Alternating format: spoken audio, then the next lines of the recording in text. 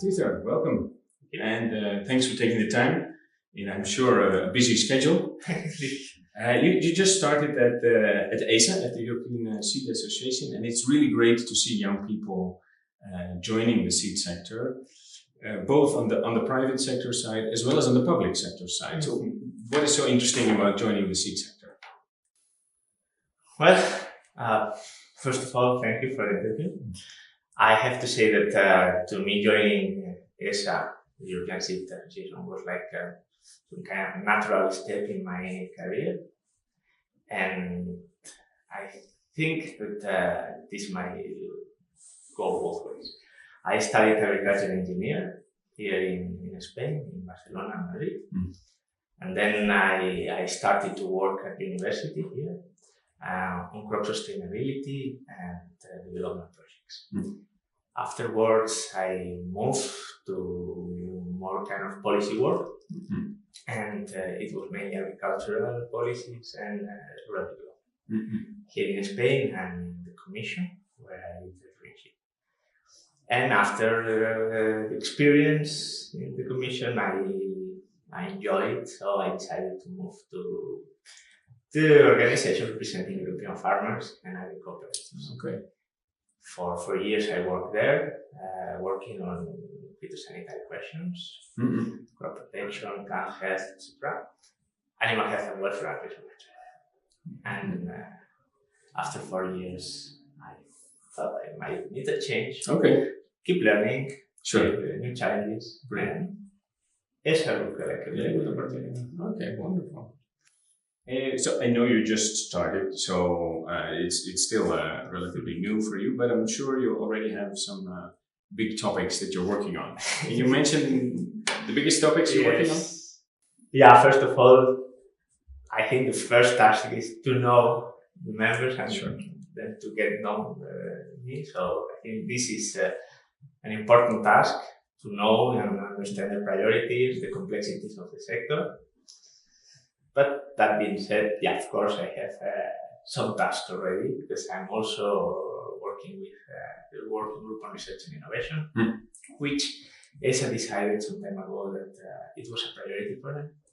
And I understand that because companies that are represented within ESA do invest a lot on research and innovation. And currently, at European level, there is a huge discussion about what will be the next framework on research. This is called Horizon Europe. And for those who don't know it, Horizon Europe will start from 2021 until 2027, together with the multi-annual financial program. And will settle the line for the research in Europe for those 7 years. This is a big priority because, of course, although the Commission decided to increase the budget for research and innovation in Europe, which is already a good step forward, we, as agricultural sector, we have to fight for our piece of cake, let's say. Sure. And this is one of the main things we have to do. And also ensure that the stakeholders, and many relevant stakeholders like us, are involved in all possible projects and as soon as possible. I think this would make research and innovation in Europe in the agricultural sector a big success. And especially thinking about implementing sustainable goals and fostering innovation. Okay, all very important for the European seed sector. And unfortunately, we are seeing in the last few years a movement away from science, also with the European decision bodies and the ECJ ruling is one example. How do you think we can turn the tide? Yes, well, I would split both, because the European Court of Justice just gives an interpretation, so it's not a decision, it's not a policy decision. But it's true that recently we've seen different decisions moving away from that, from science. In my opinion, it's not exactly moving away from science. It's moving away from risk, the concept of risk, which is embedded in science. And in one hand, I would say that the policymakers and politicians in general are afraid of taking the risk because they receive the pressure from civil society. It's very difficult, of course, I'm not disclosing anything new, but being able to put together civil society or citizens in general, which currently are away from agriculture and from modern farming techniques, to bring them to the actual agriculture in Europe or worldwide, because this is happening worldwide. It's something that we must do as a sector. We can't let people think that techniques that were used 50 years ago are still happening. Maybe they are, but maybe not. And trying to bring them together, the actual agriculture and citizens and consumers, is something very important. It's true that they are disconnected currently. There's a clear cut between people living in cities and people living in rural areas.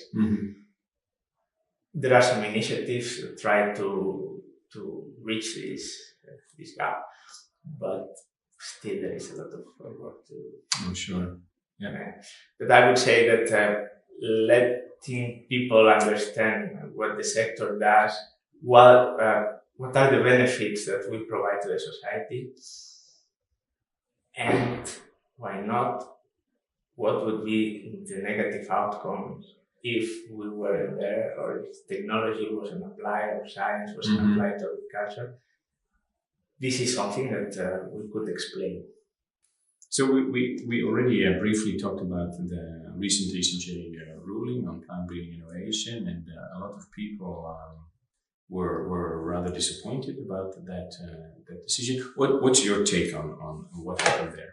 The European Court of Justice did what they were obliged to do. Let's say the French court asked them to provide an opinion or an interpretation on certain parts about mutagenesis breeding, and this is what they did. They didn't go further. They didn't provide any assessment, anything. They just interpreted from a legal point of view what was in the law.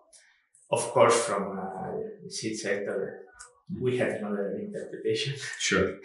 And we would have expected them to take it.